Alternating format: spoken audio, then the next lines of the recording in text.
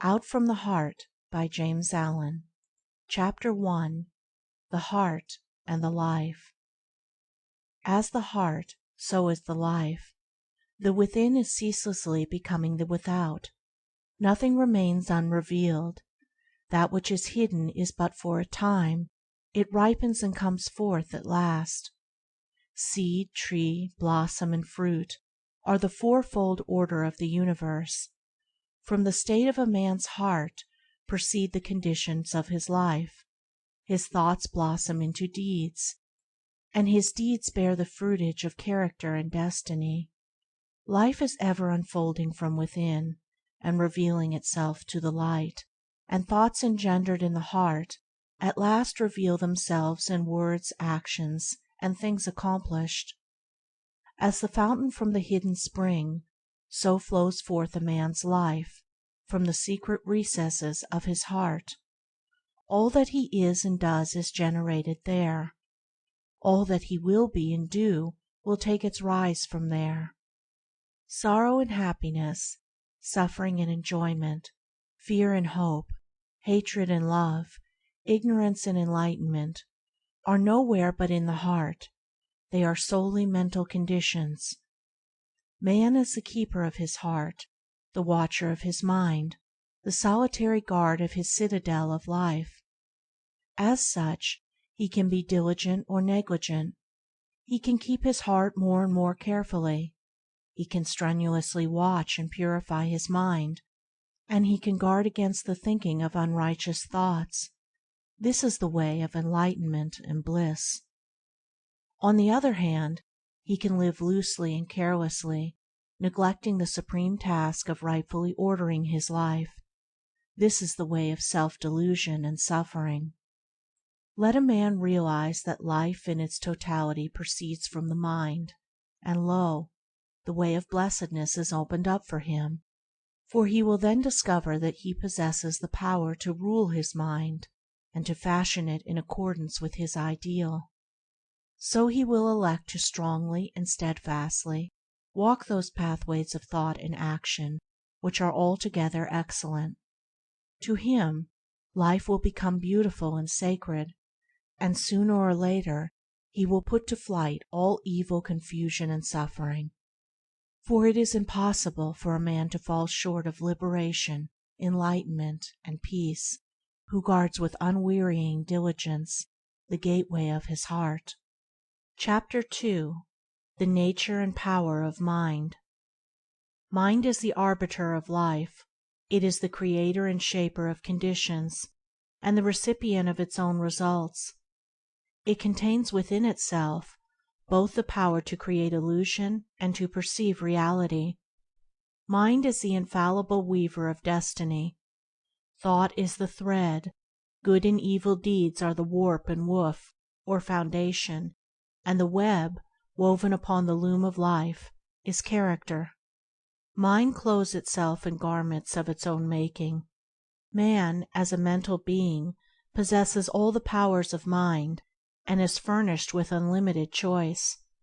He learns by experience, and he can accelerate or retard his experience. He is not arbitrarily bound at any point, but he has bound himself at many points, and having bound himself, he can, when he chooses, liberate himself. He can become bestial or pure, ignorant or noble, foolish or wise, just as he chooses. He can, by reoccurring practice, form habits, and he can, by renewed effort, break them off. He can surround himself with illusions until truth is completely lost, and he can destroy each of those illusions until truth is entirely recovered. His possibilities are endless. His freedom is complete. It is the nature of the mind to create its own conditions, and it chooses the states in which it shall dwell. It also has the power to alter any condition, to abandon any state. That it is continually doing, as it gathers knowledge of state after state by repeated choice and exhaustive experience. Inward processes of thought make up the sum of character in life. Man can modify and alter these processes by bringing will and effort to bear upon them. The bonds of habit, impotence, and sin are self-made, and can only be destroyed by one's self. They exist nowhere but in one's mind, and although they are directly related to outward things, they have no real existence in those things. The outer is molded and animated by the inner, and never the inner by the outer. Temptation does not arise in the outer object, but in the lust of the mind for that object. Nor do sorrow and suffering belong by nature to the external things and happenings of life, but in an undisciplined attitude of mind toward those things and happenings. The mind that is disciplined by purity, and fortified by wisdom, avoids all those lusts and desires which are inseparably bound up with affliction, and so arrives at enlightenment and peace. To condemn others as evil, and to curse at outside conditions as the source of evil, increases and does not lessen the world's suffering and unrest. The outer is but the shadow and effect of the inner, and when the heart is pure, all outward things are pure. All growth in life is from within outward. All decay and death is from without inward. This is the universal law. All evolution proceeds from within. All adjustment must take place within. He who ceases to strive against others, and employs his powers in transformation, regeneration, and development of his own mind, conserves his energies and preserves himself. And as he succeeds in harmonizing his own mind, he leads others by consideration and charity into a like blessed state. The way of enlightenment and peace is not gained by assuming authority and guidance over other minds, but by exercising a lawful authority over one's own mind, and by guiding one's self in pathways of steadfast and lofty virtue. A man's life proceeds from his heart and his mind. He has compounded that mind by his own thoughts and deeds. It is within his power to refashion that mind by his choice of thought. In this manner he can transform his life. Let us see how this is to be done. Chapter 3. Formation of Habit. Every established mental condition is an acquired habit, and has become such by continuous repetition of thought. Despondency and cheerfulness, anger and calmness, covetousness and generosity, indeed, all states of mind, are habits built up by choice until they have become automatic. A thought constantly repeated at last becomes a fixed habit of the mind, and from such habits proceeds one's life. It is in the nature of the mind to acquire knowledge by the repetition of its experiences. A thought which is very difficult, at first, to hold and dwell upon, at last becomes, by constantly being held in the mind, a natural and habitual practice.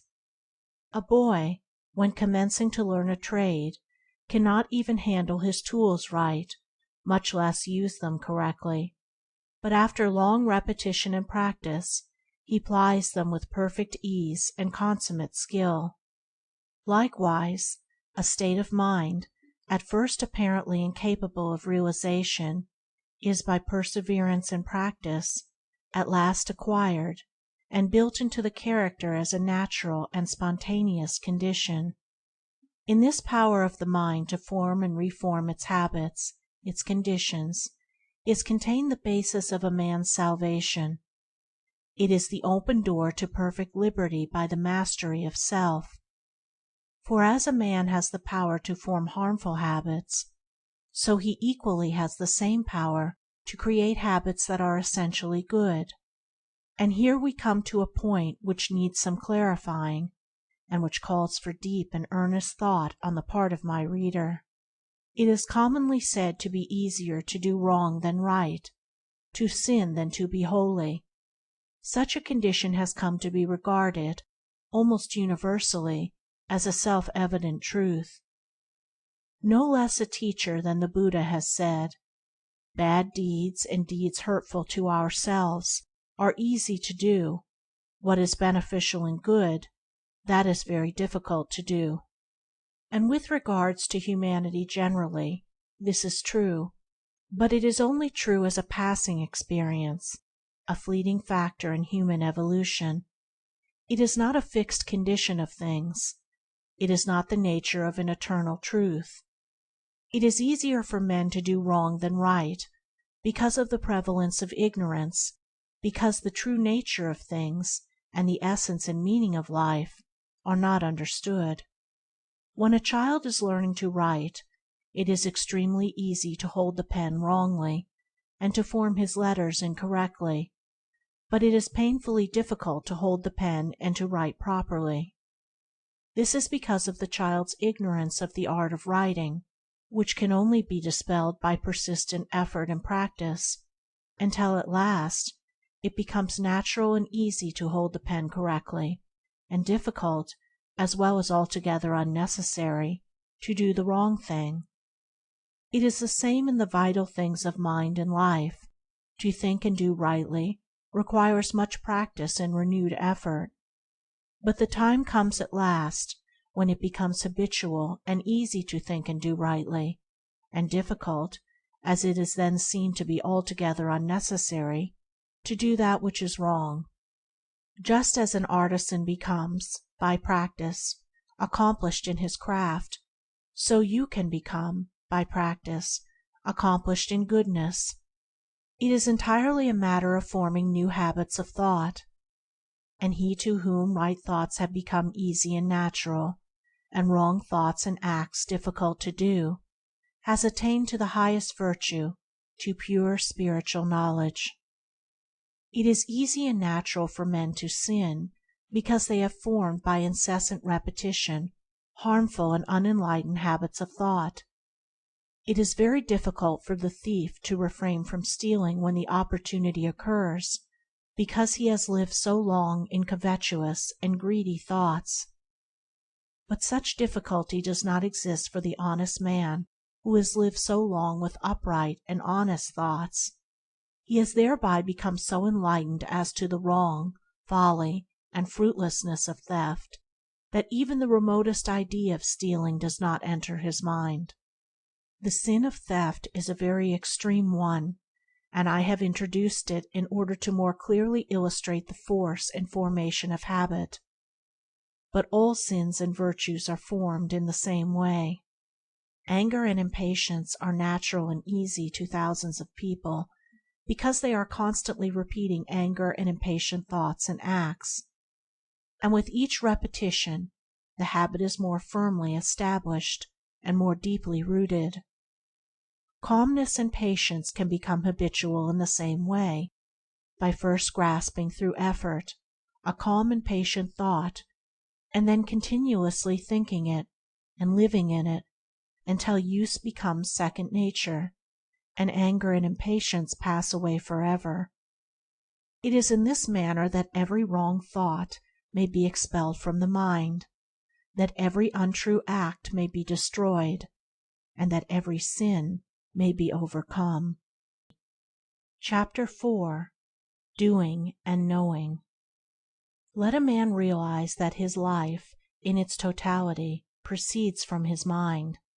Let him realize that the mind is a combination of habits which he can, by patient effort, modify to any extent, and over which he can thus gain complete ascendancy, mastery, and control. At once he will have obtained possession of the key which shall open the door to his complete emancipation.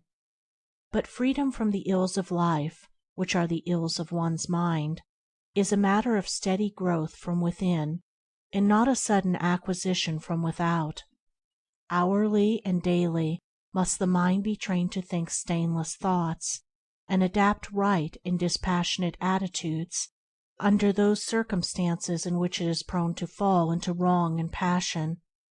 Like the patient sculptor upon his marble, the aspirant to the right life must gradually work upon the crude material of his mind until he has wrought out of it the ideal of his holiest dreams. In working towards such supreme accomplishment, it is necessary to begin at the lowest and easiest steps, and proceed by natural, progressive stages to the higher and more difficult. The law of growth, progress, evolution, and unfoldment, by gradual and ever ascending stages, is absolute in every department of life, and in every human accomplishment.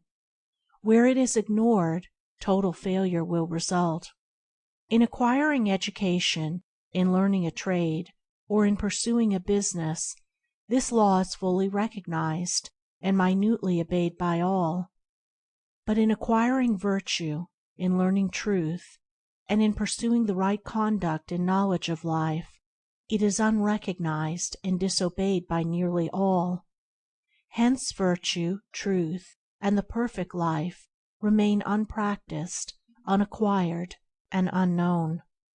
It is a common error to suppose that the higher life is a matter of reading and the adoption of theological or metaphysical hypotheses, and that the spiritual principles can be understood by this method.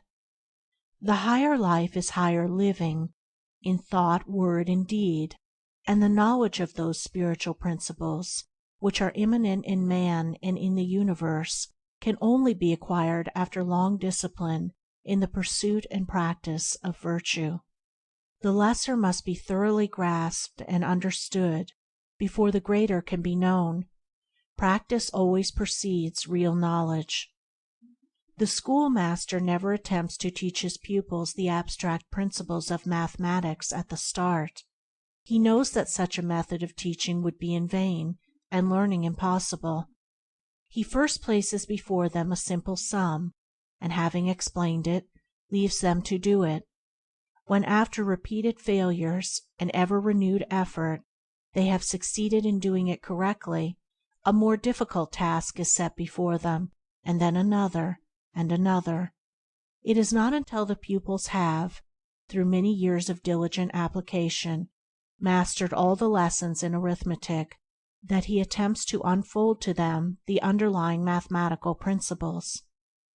In learning a trade, say that of a mechanic, a boy is not at first taught the principles of mechanics, but a simple tool is put in his hand, and he is told how to rightly use it. He is then left to do it by effort and practice.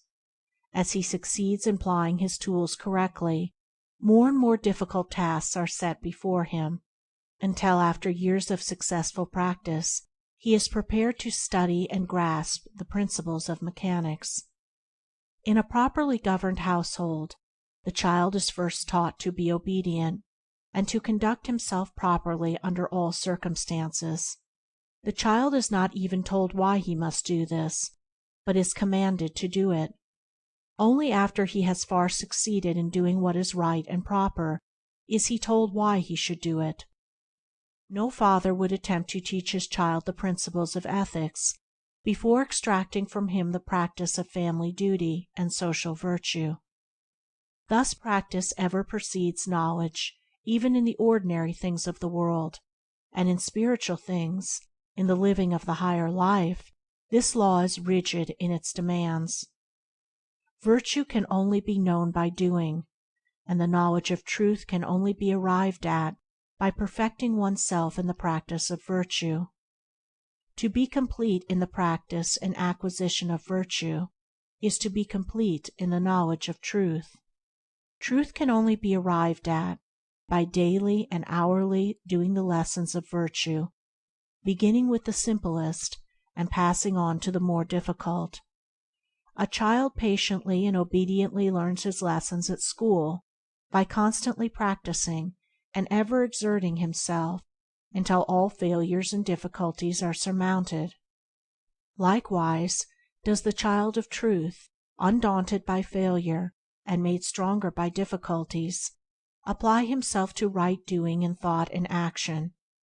As he succeeds in acquiring virtue, his mind unfolds itself in the knowledge of truth, and it is a knowledge in which he can securely rest. Chapter 5. First Steps in the Higher Life. Seeing that the path of virtue is the path of knowledge, and that before the all-embracing principles of truth can be comprehended, perfection in the more lowly steps must be acquired, how, then, shall a disciple of truth begin? How shall one who aspires to the righting of his mind and the purification of his heart, that heart which is the fountain and repository of all the issues of life, learn the lessons of virtue? How does he thus build himself up in the strength of knowledge, destroying ignorance and the ills of life? What are the lessons, the first steps? How are they learned? How are they practiced?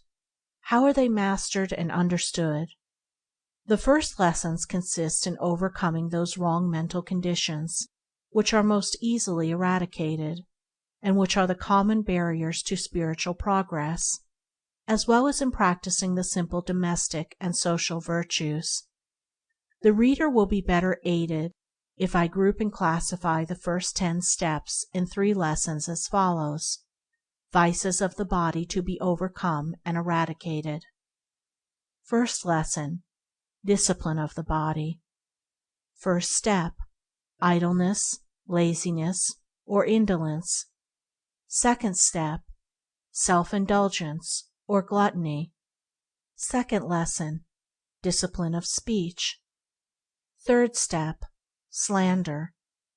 Fourth step: gossip and idle conversation. Fifth step: abusive and unkind speech. Sixth step: frivolity or irreverent speech. Seventh step: critical, captious, or fault-finding speech. Third lesson: discipline of tendencies. Eighth step: unselfish performance of duty.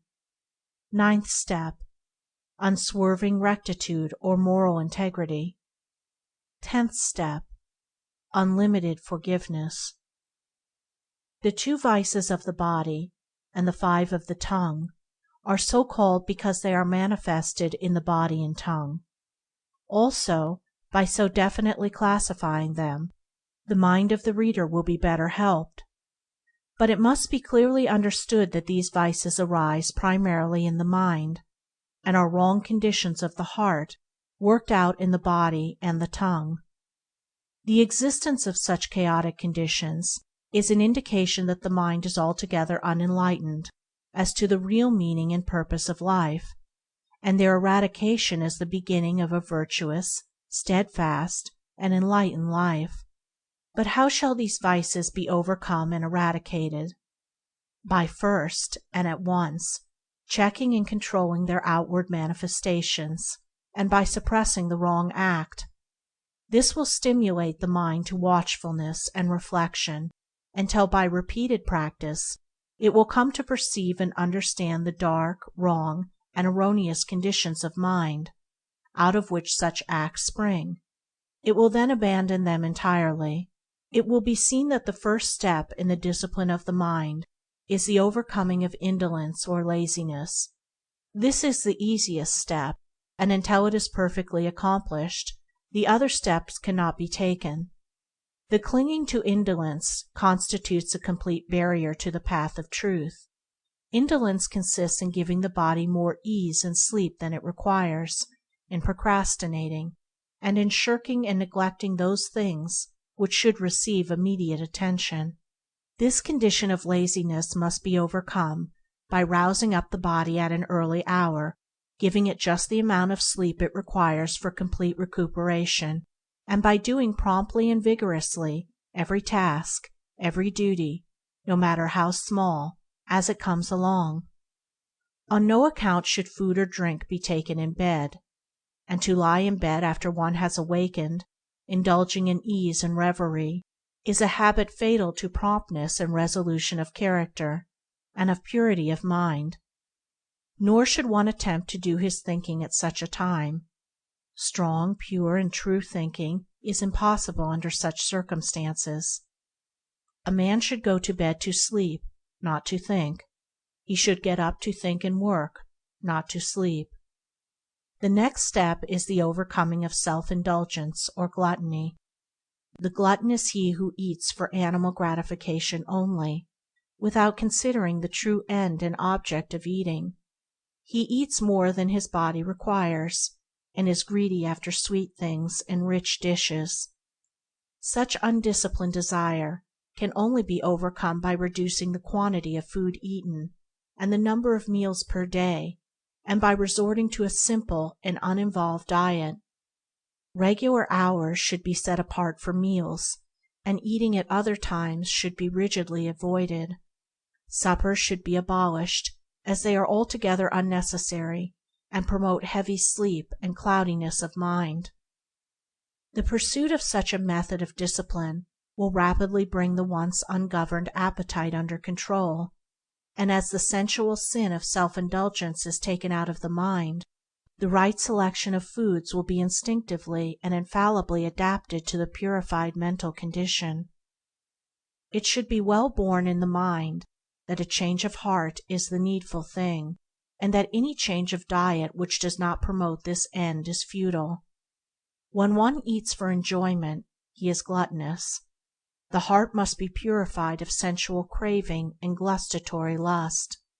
When the body is well controlled and firmly guided, when that which is to be done is done vigorously, when no task or duty is delayed, when early rising has become a delight, when frugality, simplicity, temperance, and abstinence are firmly established, when one is contented with the food which is put before him, no matter how scanty and plain, and the craving for gustatory pleasure is at an end, then the first two steps in the higher life are accomplished. Then is the first great lesson in truth learned.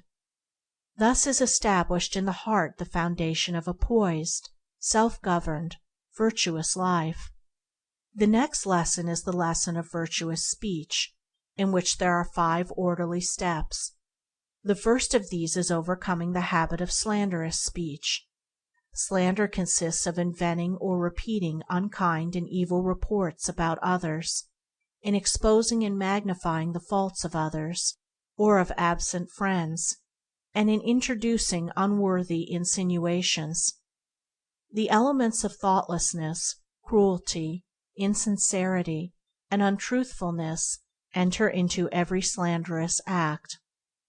He who aims at the living of the right life will commence to check the cruel word of slander before it has gone forth from his lips. He will then check and eliminate the insincere thought which gave rise to it. He will watch that he does not vilify or defame anyone.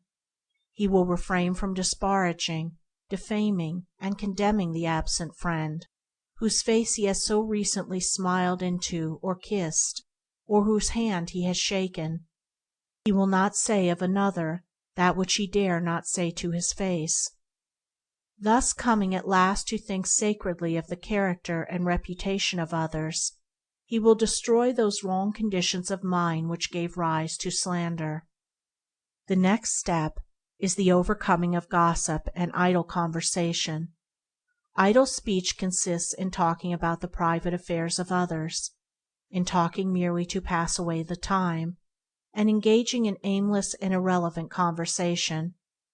Such an ungoverned condition of speech is the outcome of an ill-regulated mind. The man of virtue will bridle his tongue, and thus learn how rightly to govern the mind. He will not let his tongue run idly and foolishly, but will make his speech strong and pure, and will either talk with a purpose or remain silent. Abusive and unkind speech is the next vice to be overcome. The man who abuses and accuses others has himself wandered far from the right way. To hurl hard words and names at others is to sink deeply into folly. When a man is inclined to abuse, curse, and condemn others, let him restrain his tongue and look within himself. The virtuous man refrains from all abusive language and quarreling.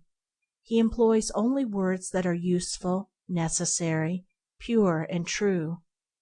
The sixth step is the overcoming of levity, or irrelevant speech. Light and frivolous talking, the repeating of crude jokes, the telling of vulgar stories, having no other purpose than to raise an empty laugh, offensive familiarity, and the employment of contemptuous and disrespectful words when speaking to or of others, and particularly of one's elders and those who rank as one's teachers, guardians, or superiors. All of this will he put away by the lover of virtue and truth. Upon the altar of irreverence, absent friends and companions are immolated for the passing excitement of a momentary laugh, and all the sanctity of life is sacrificed to the zest for ridicule.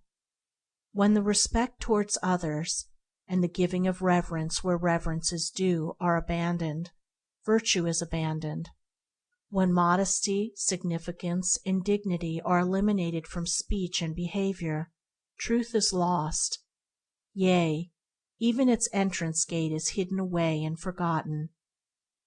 Irreverence is degrading even in the young, but when it accompanies gray hairs and appears in the demeanor of the preacher, this is indeed a piteous spectacle.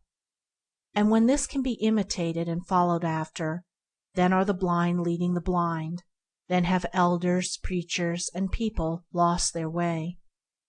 The virtuous will be of earnest and reverent speech.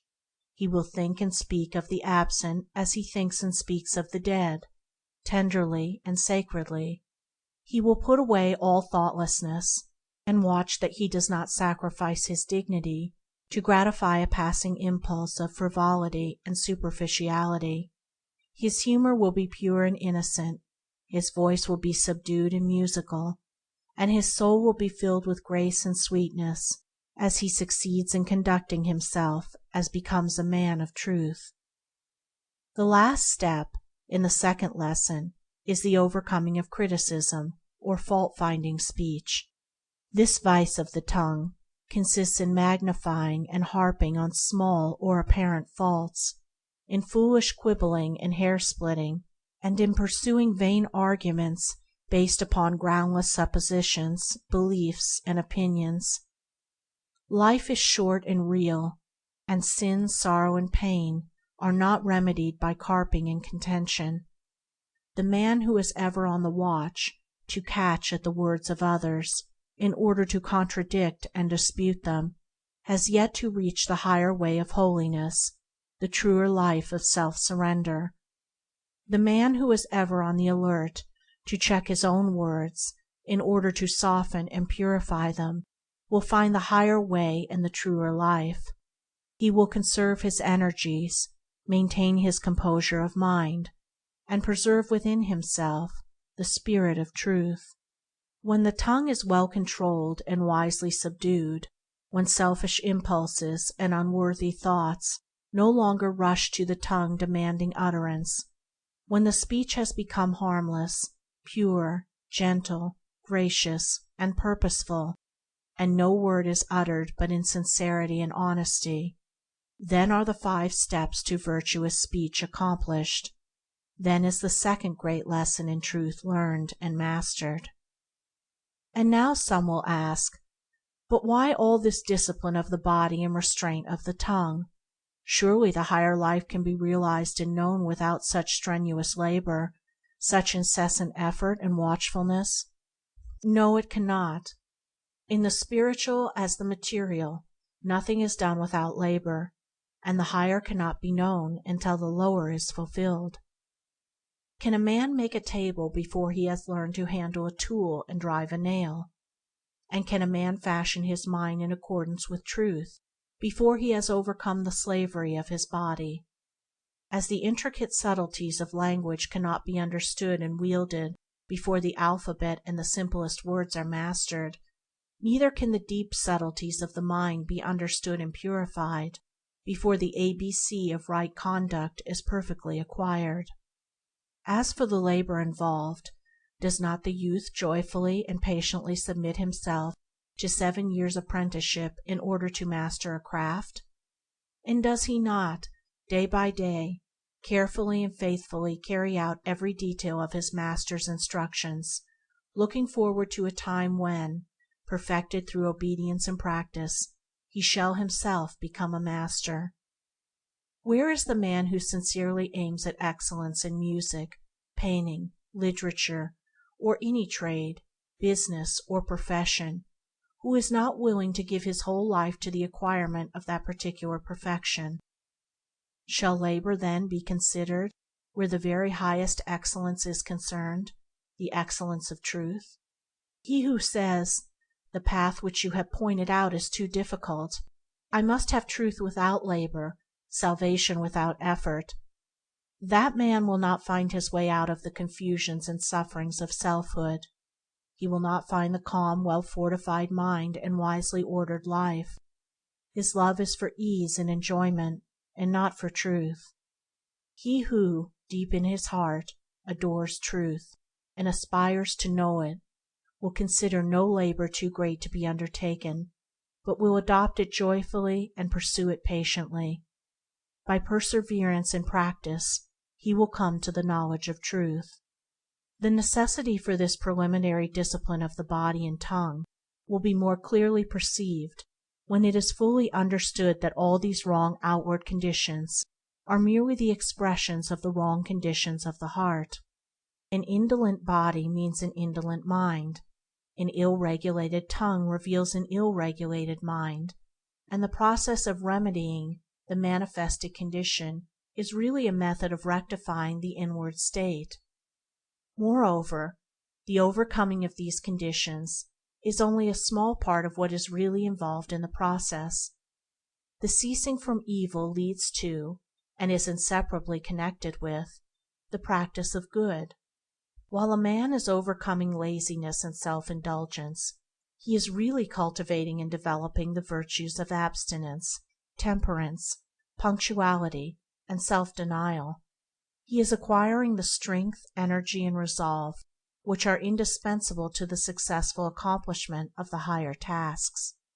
While he is overcoming the vices of speech, he is developing the virtues of truthfulness, sincerity, reverence, kindliness, and self-control, and is gaining that mental steadiness and fixedness of purpose without which the more remote subtleties of the mind cannot be regulated, and the higher stages of conduct and enlightenment cannot be reached. Also, as he has to do right, his knowledge deepens and his insight is intensified. Just as a child's heart is glad when a school task is mastered, so with each victory achieved, the man of virtue experiences a bliss which the seeker after pleasure and excitement can never know. And now we come to the third lesson in the higher life, which consists of practicing and mastering, in one's daily life, three great fundamental virtues. 1. Unselfish performance of duty. 2. Unswerving rectitude, moral integrity. 3. Unlimited forgiveness. Having prepared the mind by overcoming the more surface and chaotic conditions mentioned in the first two lessons, the striver after virtue and truth is now ready to enter upon greater and more difficult tasks, and to control and purify the deeper motives of the heart. Without the right performance of duty, the higher virtues cannot be known, and truth cannot be apprehended. Duty is generally regarded as an irksome labor, a compulsory something which must be toiled through, or in some way avoided. This way of regarding duty proceeds from a selfish condition of mind and a wrong understanding of life. All duty should be regarded as sacred, and its faithful and unselfish performance one of the leading rules of conduct. All personal and selfish considerations should be extracted and cast away from the doing of one's duty, and when this is done, duty ceases to be irksome and becomes joyful. Duty is only irksome to him who craves some selfish enjoyment or benefit for himself. Let the man who is chafing under the irksomeness of his duty look to himself, and he will find that his wearisomeness proceeds, not from the duty itself, but from his selfish desire to escape it. He who neglects duty, be it great or small, or of a public or private nature, neglects virtue. When duty becomes a thing of love, and when every particular duty is done accurately, faithfully, and dispassionately, there is much subtle selfishness removed from the heart, and a great step is taken toward the heights of truth. The virtuous man concentrates his mind on the perfect doing of his own duty, and does not interfere with the duty of another. The ninth step is the practice of unswerving rectitude or moral integrity. This virtue must be firmly established in the mind, and so enter into every detail of a man's life. All dishonesty, deception, trickery, and misrepresentation must be forever put away, and the heart purged of every vestige of insincerity and deception. The least digression from the path of rectitude or righteousness is a deviation from virtue. There must be no extravagance and exaggeration of speech, but the simple truth should be stated. Engaging in deception, no matter how apparently insignificant, for boastful pride, or with the hope of personal advantage, is a state of delusion which one should make efforts to dispel. It is demanded of the man of virtue that he shall not only practice the most rigid honesty in thought, word, and deed, but that he shall be exact in his statements, omitting and adding nothing to the actual truth. In thus shaping his mind to the principle of rectitude or moral integrity, he will gradually come to deal with people and things in a just and impartial spirit, considering equity before himself, and viewing all things with freedom from personal bias, passion, and prejudice. When the virtue of rectitude is fully practiced and comprehended, so that all temptation to untruthfulness and insincerity has ceased, then is the heart made purer and nobler, then is character strengthened and knowledge enlarged, and life takes on a new meaning and a new power. Thus is the ninth step accomplished.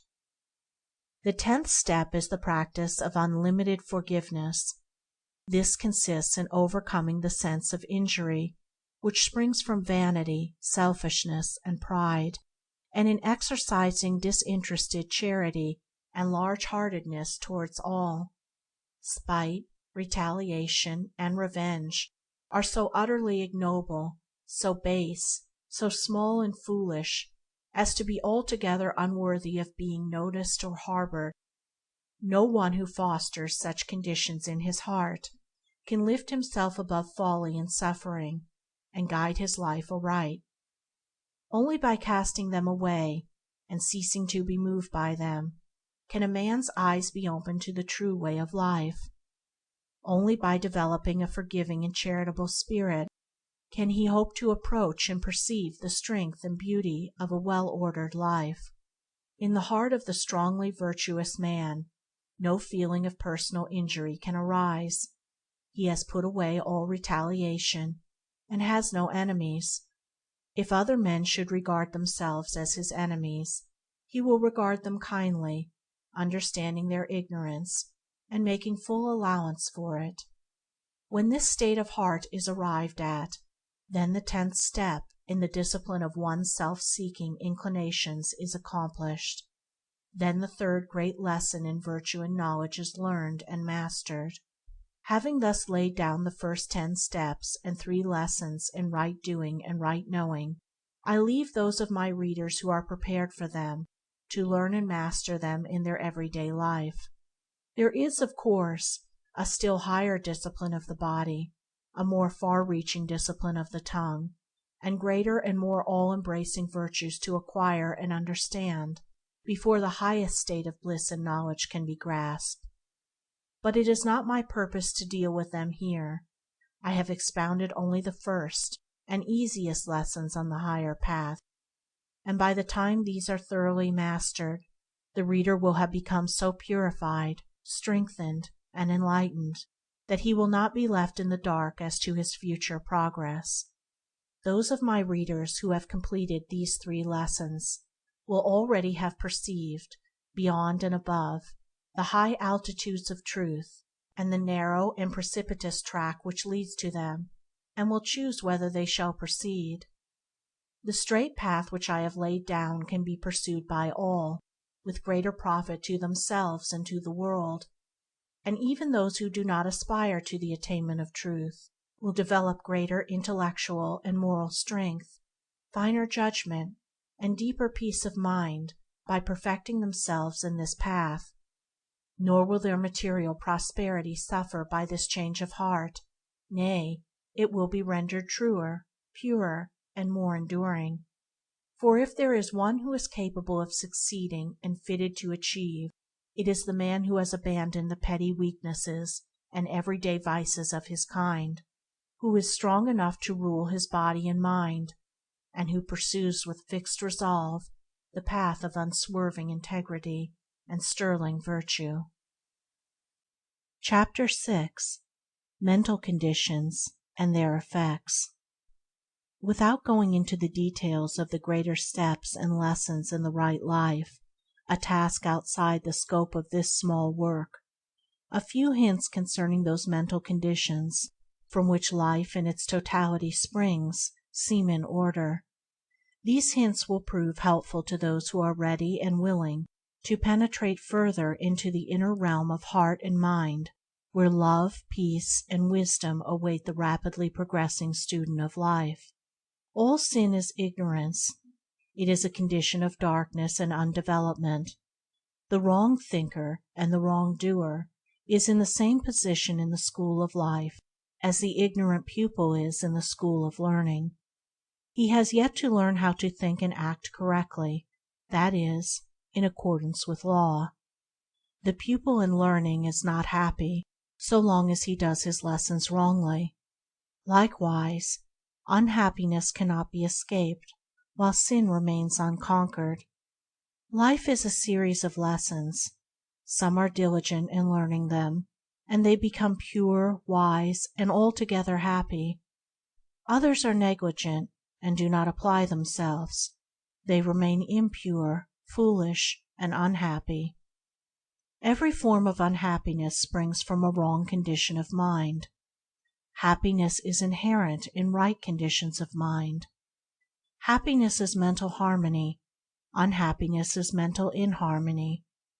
While a man lives in wrong conditions of mind, he will live a wrong life, and will suffer continually. Suffering is rooted in error.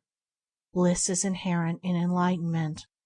There is salvation for man only in the destruction of his own ignorance, error, and self-delusion.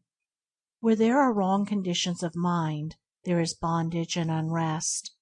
Where there are right conditions of mind, there is freedom and peace. Here are some of the leading wrong mental conditions and their disastrous effects upon one's life. 1. Hatred, which leads to injury, violence, disaster, and suffering. 2. Lust, which leads to confusion of intellect, remorse, shame, and wretchedness. 3. Covetousness, which leads to fear, unrest, unhappiness, and loss. 4. Pride, which leads to disappointment, humiliation, and lack of self-knowledge. 5. Vanity, which leads to distress and mortification of spirit. 6. Condemnation, which leads to persecution and hatred from others. 7. Ill will, which leads to failures and troubles. 8. Self-indulgence, which leads to misery, loss of judgment, grossness, disease, and neglect. 9. Anger, which leads to the loss of power and influence. 10. Desire, or self-slavery, which leads to grief, folly, sorrow, uncertainty, and loneliness. The above wrong conditions of mind are merely negations. They are states of darkness and deprivation, and not of positive power. Evil is not a power, it is ignorance and misuse of good. The hater is he who has failed to do the lesson of love correctly, and he suffers in consequence. When he succeeds in doing it rightly, the hatred will have disappeared, and he will see and understand the darkness and impotence of hatred. This is so with every wrong condition. The following are some of the more important right mental conditions and their beneficial effects upon one's life. 1. Love, which leads to gentle conditions, bliss and blessedness. 2. Purity, which leads to intellectual clearness, joy, invincible confidence. 3. Selflessness, which leads to courage, satisfaction, happiness, and abundance. 4.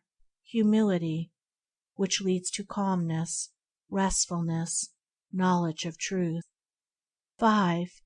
Gentleness, which leads to emotional equilibrium, contentment under all circumstances. 6.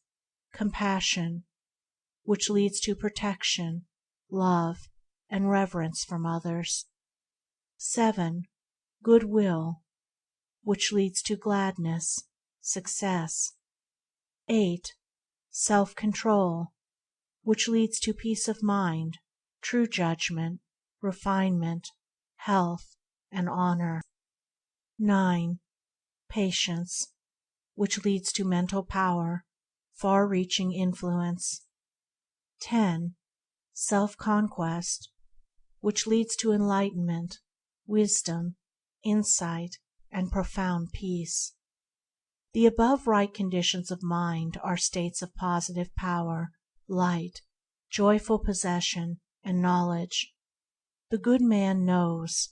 He has learned to do his lessons correctly, and thereby understands the exact proportions which make up the sum of life. He is enlightened, and he knows good and evil. He is supremely happy, doing only which is divinely right. The man who is involved in the wrong conditions of mind does not know. He is ignorant of good and evil, of himself, of the inward causes which make his life. He is unhappy, and believes other people are entirely the cause of his unhappiness. He works blindly, and lives in darkness, seeing no central purpose in existence, and no orderly and lawful sequence in the course of things. He who aspires to the attainment of the higher life in its completion, who would perceive with unveiled vision the true order of things and the meaning of life, let him abandon all the wrong conditions of the heart, and persevere unceasingly in the practice of good. If he suffers, or doubts, or is unhappy, let him search within until he finds the cause, and having found it, let him cast it away. Let him so guard and purify his heart that every day less of evil and more of good shall issue therefrom. So he will daily become stronger, nobler, and wiser.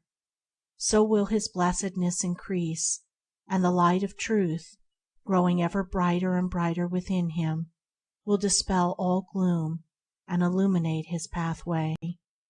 Chapter 7. Exhortation. Disciples of truth, lovers of virtue, seekers of wisdom, you also, who are sorrow-stricken, knowing the emptiness of the self-life, and who aspire to the life that is supremely beautiful and serenely joyful, take now yourselves in hand, enter the door of discipline, and know the better life. Put away self-delusion, behold yourself as you are, and see the path of virtue as it is. There is no lazy way to truth. He who would stand upon the mountain's summit must strenuously climb, and must rest only to gather strength. But if the climbing is less glorious than the cloudless summit, it is still glorious.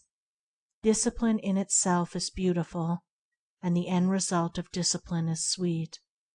Rise early and meditate. Begin each day with a conquered body and a mind fortified against error and weakness. Temptation will never be overcome by unprepared fighting. The mind must be armed and arrayed in the silent hour. It must be trained to perceive, to know, to understand. Sin and temptation disappear when right understanding is developed. Right understanding is reached through unabated discipline. Truth cannot be reached but through discipline. Patience will increase by effort and practice, and patience will make discipline beautiful. Discipline is irksome to the impatient man and the lover of self, so he avoids it and continues to live loosely and confusedly. Discipline is not irksome to the lover of truth, and he will find the infinite patience which can wait, work, and overcome. Just as the joy of the gardener who sees his or her flowers develop day by day, so is the joy of the man of discipline who sees the divine flowers of purity, wisdom, compassion, and love grow within his heart. The loose liver cannot escape sorrow and pain. The undisciplined mind falls, weak and helpless, before the fierce onslaught of passion. Array your mind then, lover of truth. Be watchful, thoughtful, and resolute. Your salvation is at hand. Your readiness and effort are all that are needed. If you fail 10 times, do not be disheartened. If you should fail 100 times, rise up and pursue your way. If you should fail 1,000 times, do not despair. When the path is entered, success is sure if the path is not utterly abandoned. First strife and then victory. First labor and then rest. First weakness and then strength. In the beginning the lower life and the glare and confusion of battle, and at the end the life beautiful, the silence, and the peace. All common things, each day's events, that with the hour begin and end, our pleasures and our discontents, are rounds by which we may ascend. We have not wings, we cannot soar, but we have feet to scale and climb.